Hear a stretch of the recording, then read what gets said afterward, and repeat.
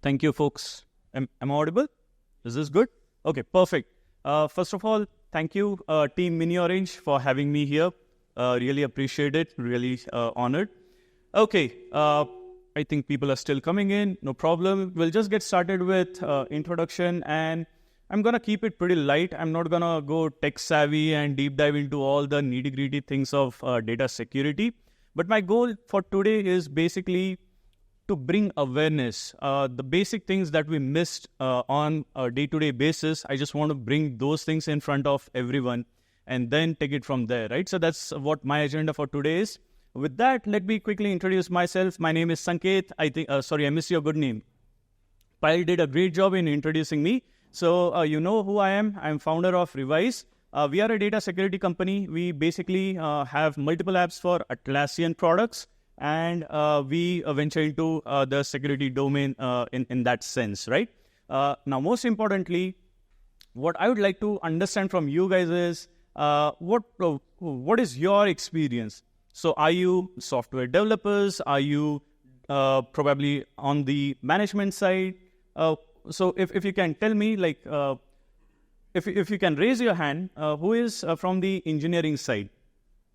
Okay, most of the folks are from engineering side. Great. So how many folks are engineers?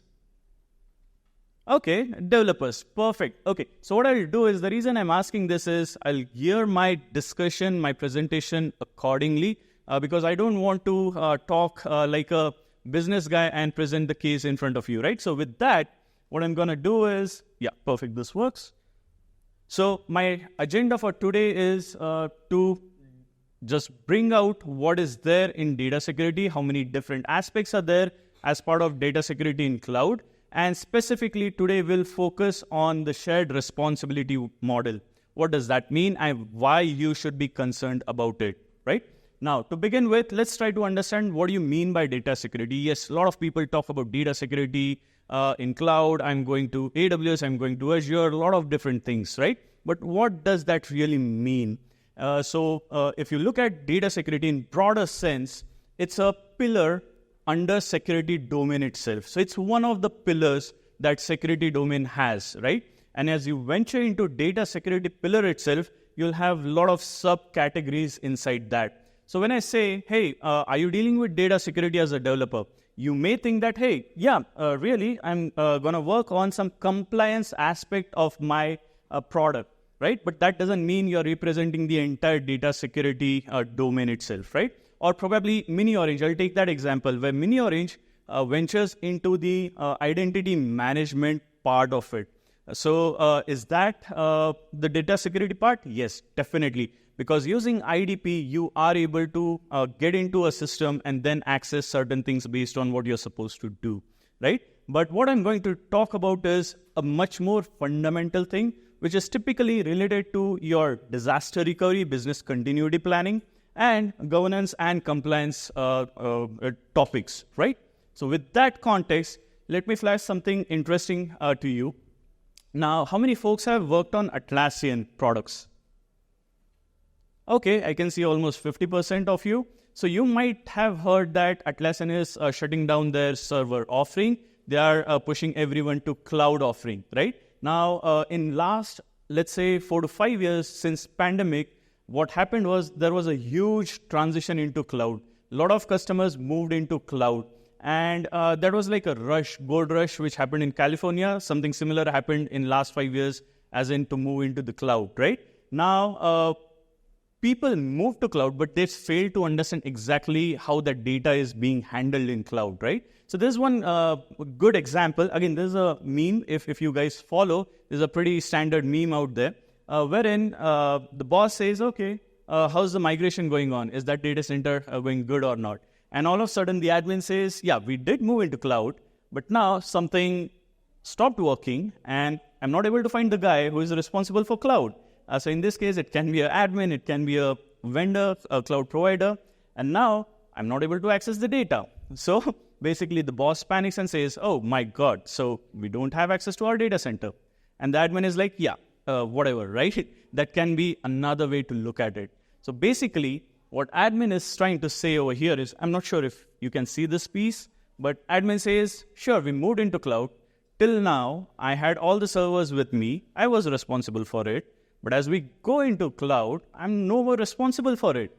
It's the cloud vendor's responsibility because I moved all the data into cloud.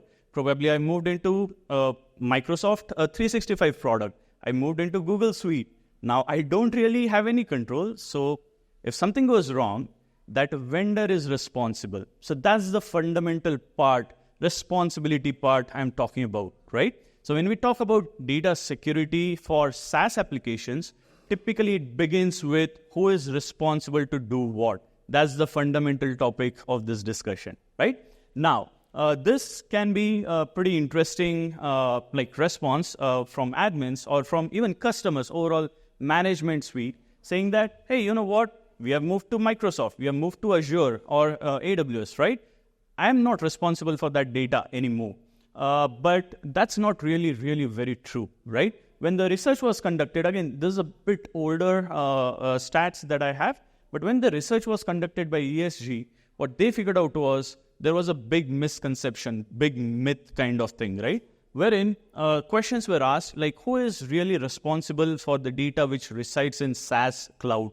So most of the people were like, hey, you know what? It is the SaaS vendor who is responsible. Now, to give you a context, let's say you moved into, let's take a good example, email, right? So you're using Microsoft 365 mailbox, which is in cloud. Now, admins are saying that, yes, Microsoft is responsible for maintaining that data. If something goes wrong, I'm not responsible. And back then, in 2019 at least, 35% of the participants thought, it's not me, it's the vendor, right? Same thing, are you partially responsible for protecting your data? Few people thought, yes, probably it's me, maybe I can do few things here and there, that's okay, that's all right, right?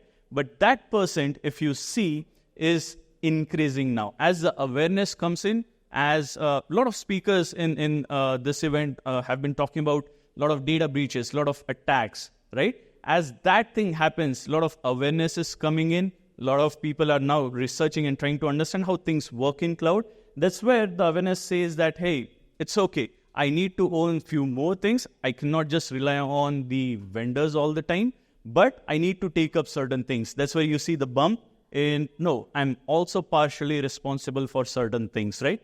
And in the first one, you can see there's a drop wherein now people realize it's not only, let's say, Microsoft in this case, but it's also me. I need to do certain things around that, right?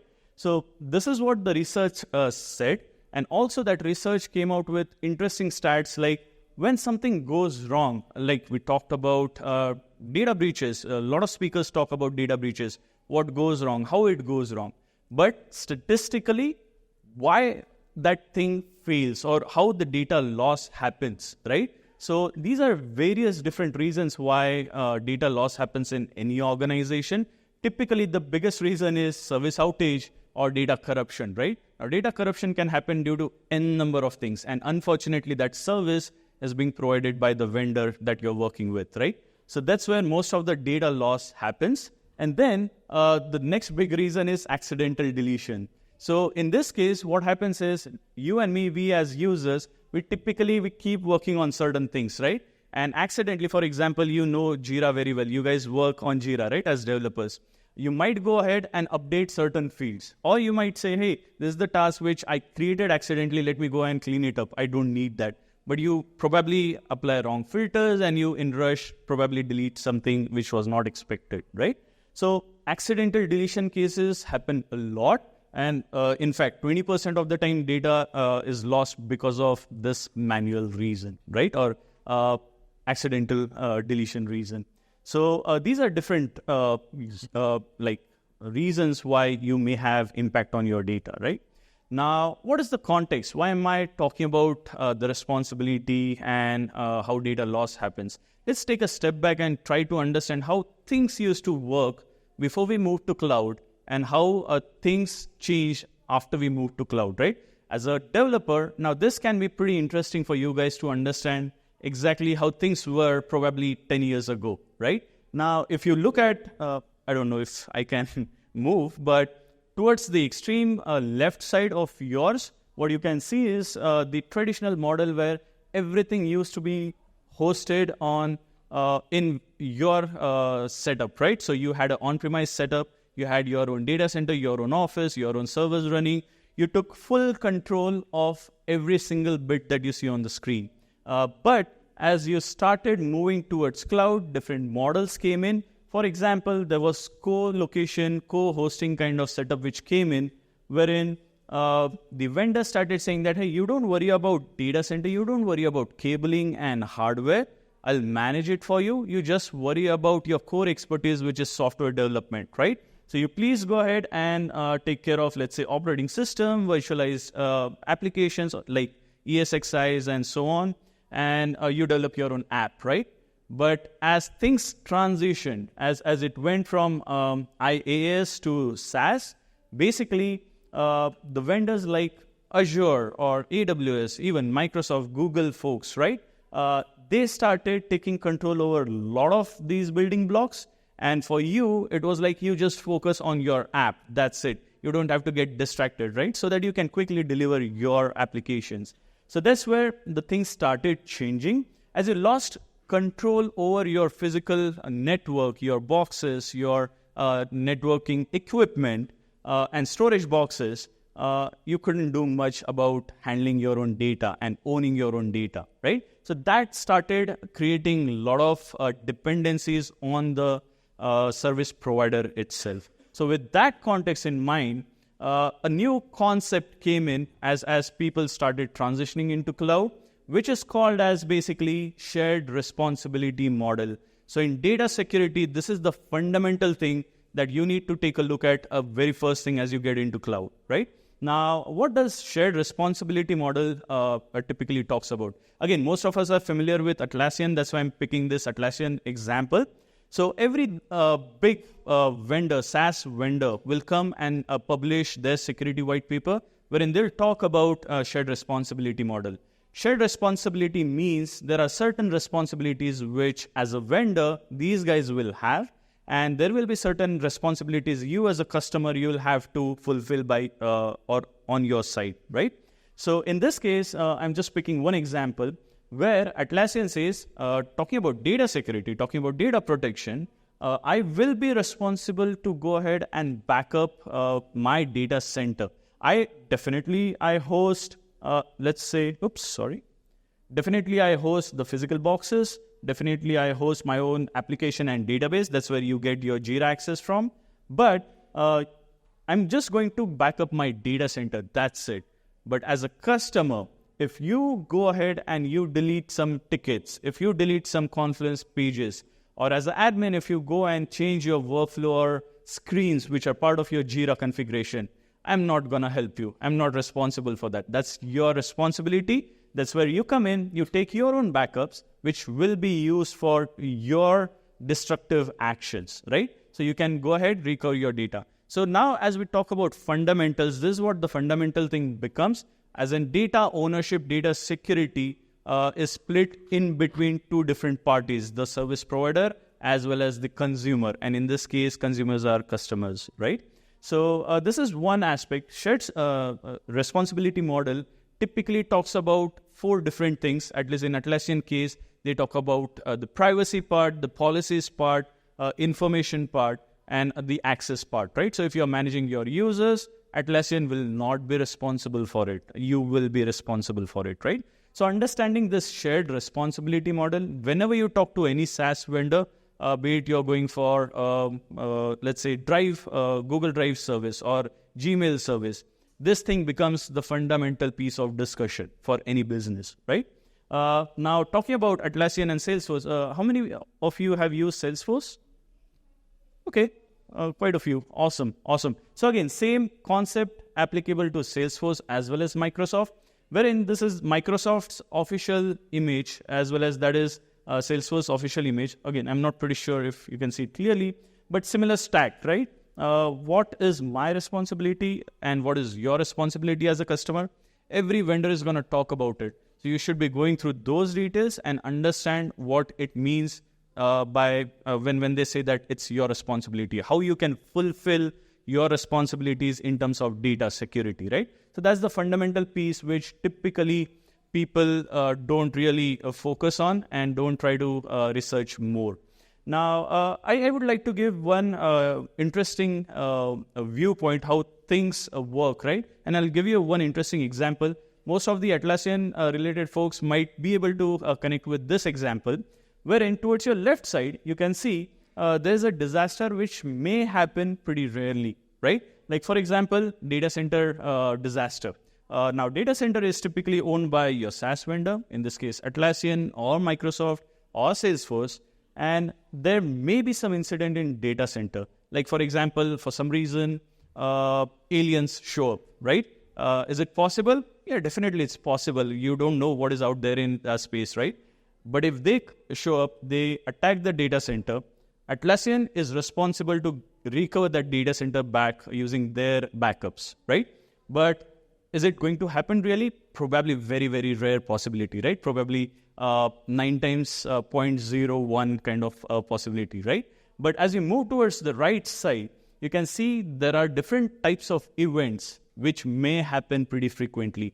Like towards your extreme right, you can see human error, which happens every day pretty much, right? In an org with, let's say, 50 to 100 users, definitely you can see something or the other going on in terms of misconfiguration or wrong updates or wrong deletions, right? So that's where the frequency increases, and that's where a customer is responsible about doing certain things around that, or implementing certain preventive measures around that, right? So for example, I'll give you an incident that happened. So recently, one of our customers basically went on, and in Jira configuration, they just renamed something. So there's an object called as issue type. They renamed it, and renaming operation was not restricted by Atlassian UI. Customer thought, okay, that's great. It's allowing me to rename. No problem. I just rename it. But what happened was, because of that one rename, that issue type, what you call as stories and bugs and epics, that was being used in one of the service management projects configuration, which impacted the overall workflow, the way you transition your ticket, that was impacted, and that impacted overall a service portal. So there's something called a service portal where you create tickets. That's where this thing was being used, and it just shut down the entire portal for customer, which was a big business impact, right? Now look at the actions that user take and connect it with the impact that it has on the overall production side for you, right? So it happens with mailboxes as well. It happens with your drives as well. And that's where customer needs to understand these threats and implement solutions and strategies to prevent or recover from such incidents, right? So that was one of the recent incident that we saw with one of our customers. Again, just to summarize it, there are 4 different pillars of shared responsibility model typically. The first one is, again, policy and compliance. There are a lot of other things apart from data protection that a customer is responsible for. The way they manage compliance, the way they manage their policies and its security impact, that needs to be owned by a customer, and that's where a deep research needs to happen. Then comes in the users aspect of it, wherein Mini Orange plays important role, where IDP comes in for gatekeeping and authorization and accessing certain things depending on what is your role. So that is also customer's responsibility. Then comes in information, how you manage your data, how do you manage your information. Customer is responsible to take care of it, right? And the last one is, of course, marketplace. For all these big vendors, be it AWS, Atlassian, or Salesforce, they have a marketplace ecosystem, right? You guys may be using a lot of plugins in different environments, but while installing that plugin, just like what you do in your Android or iOS phone, just be cognizant about what you're doing, which app you're installing, and you should not be trusting every single app, right? So you have to check what is the background, who is the developer, are they security certified, blah, blah, blah, a lot of things, right? So these are the core responsibilities of users like you and me and the organizations who are consuming these services, right? So let me pause and see any questions so far. Nope? Any experience that you want to share that you came across related to these topics? No? Okay, perfect. So we'll move on to the next one. again, just to summarize, what is the impact? If you neglect this, what is the impact? I shared one story with you. Similarly, there was a research, again, conducted by the consultants, wherein they say, just in case if your software development project is impacted for some reason, your entire engineering team is not productive. They cannot really do anything. You cannot push your commits. You cannot push anything into your DevOps pipeline, and it's going to be impacted. So there's a huge productivity loss. And for probably a bigger size company, it's like millions of dollars in downtime, right? Because it's not just productivity, it's impacting your customers. You have a threat or you have a risk of losing those customers because of bad experience, right? So overall productivity loss, it came around 8,000 bucks per hour kind of thing when they did the research. Again, loss in revenue. If you're not giving a good service, you don't have a stable platform, no one is going to come to you. So you are going to lose your customers, right? And ultimately, it's not really a very, very big deal in, let's say, India, but as we go towards the West European side and US, what happens is companies are being regulated and they have certain compliances to meet, wherein they really have to make sure that there's no downtime, there's a way to recover data. That's what they call as disaster recovery and business continuity plan, right? So if you're not meeting those requirements, yes, you are going to get penalized heavily, and those penalties are really, really super big penalties, right? So as a developer, as a decision maker in any organization, you need to be cognizant about, hey, what are my responsibilities? What am I doing about it, right? Now, just to put in some context around Atlassian, because most of us are related to Atlassian, Mini Orange is related to Atlassian, so I just picked this topic, wherein what is the real impact to you as a user, right? Now we are just zooming in from the 30,000 feet view, from the exec view to a user level view, right? So in this case, how do you use your Atlassian tools, right? You're using Jira for software development. You're using Jira for probably supporting your customers, service management, right? So depending on how you're using it, it will directly impact you as a user, right? So if something goes wrong in your Jira software project, your production is impacted, your developers are not able to work, right? Or able to push certain things. So that's the big impact. Or probably another big thing is typically Jira's or Jira projects are used by HR teams or by finance teams, wherein they use certain workflows to onboard a new employee or probably to onboard a new vendor in a finance system, right? So that's where if things go wrong, it can become pretty tricky and it can impact your business directly, right? So as a user, if you're in such teams or in these teams, definitely you need to be thinking about, hey, how do this impact me in a way, right? Then, again, just to talk more about Atlassian specific context, what happens is anyone who does like management of Jira configuration over here? Oh, awesome. So you might have seen these scenarios, right? Where you have certain accidental deletions of issues. You lost issues and you're not able to, again, get those issues back, right? So that's going to really impact your users as well as admin, because user is going to be after admin saying that, hey, how can I get my issue back, right? Or there are a lot of configuration related changes wherein you keep probably doing a lot of tweaks into the workflows and screens and fields, right? Depending on what your users are asking. So if you make any change over there, what is going to happen is it's just going to impact your overall site configuration, which means it's going to impact overall user experience and their productivity, right? So this is how it in turn like attaches with what you're working on and how it may impact your work, right? So overall, I think that was the goal, that was the focus area, wherein to understand how shared responsibility model really works at very fundamental level, and what is the first thing you as a user of any SaaS service should be looking at, and how you can take care of your own data security threats in your organization, right? So that was the summary. And in conclusion, again, I just want to iterate that when you go to any SaaS service, any SaaS vendor, it's your responsibility to understand what you're supposed to do and what that vendor is supposed to do. And you need to really take that seriously because it has real implications on your business, right?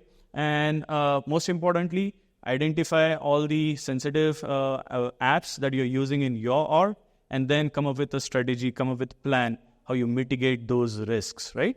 And ultimately, yes, having that version control system for your SaaS configuration becomes important, because if you don't have a version control system, which is the fundamental part of data protection, you will not be able to go back to a certain point and recover from the disaster, right?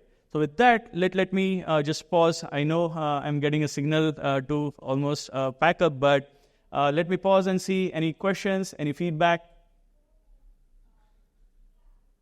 No? Yeah. No, I think probably you can take that. Things about that in terms of key responsibility of both provider versus the app owners. I have learned over a period of time. One is having this mindset that your data, even whatever data is in the provider, it is going to be breached some other day, right? So the moment I get into a provider, be even the cloud provider or SaaS or maybe from a leader perspective, I definitely see that I question the provider to understand how feasible it is me to get a copy of my data. How easy can I get? How easy it can stored? And how easily it is compatible with any other tools which I were not familiar. Correct. Yeah, definitely that's your responsibility to go check certain things. I mean, anyone who generates data from that perspective is. So how do you own your data which is with your vendor? That is the crux of your question. And oh, sure. Yes, absolutely. Something that you need to be aware of, and you need to be checking with your vendors. Perfect. Yes, yes, please. As a user, you need to take care of your data when you are dealing with the SaaS customers, or are there any authorities or other regulators still take? It's always going to be you and only you, because you care about your data. No one else is going to care about it. Yes, they will go through certifications, they will do a lot of things, but it is always your responsibility to have that checklist and tick every single box. Like, okay, you're going to, for example, Microsoft or Atlassian. Hey, Atlassian, are you doing these things? Am I going to get my data back just in case if something goes wrong? Or do I have full access to my data? Can I download my data? From GDPR point of view, can I have my own data? It's a right to get my data purged and get access, right? So all these things, it's always going to be residing with you. And you have to do that thorough analysis while you pick any service vendor for any of the services. Does that answer your question? Perfect. I think you had one question. Oh, thank you.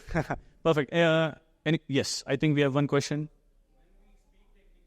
It's mostly when share responsibility model is applied. The butter set up the consumer side, business side, which pay pays to comply with it.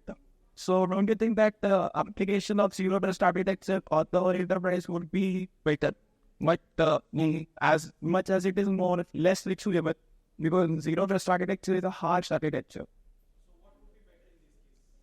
Again, it depends on the context as a company, what you're trying to do and to what extreme level you really want to get to, right? For example, you are a regulated industry vendor.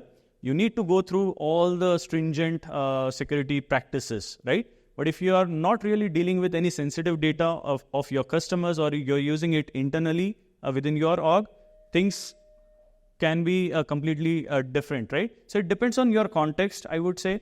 But as a customer, you need to really come up with a strategy. Whether I go and implement, let's say, stringent access policies, right? Stringent access architecture. Where do I stop? Where do I push? Where do I invest? Right? So depending on your company's context, you need to come up with a strategy, come up with a plan, attach it to your business goals, right? If I miss this, if something goes wrong here, is it acceptable to my business? Is it not acceptable?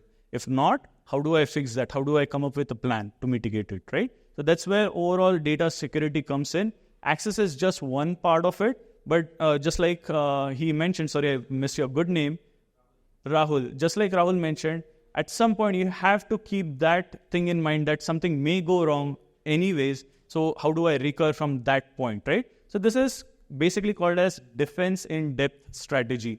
You start building your access layers, you start building your resiliency layer, and ultimately you still have a backup plan. What if all these layers are breached?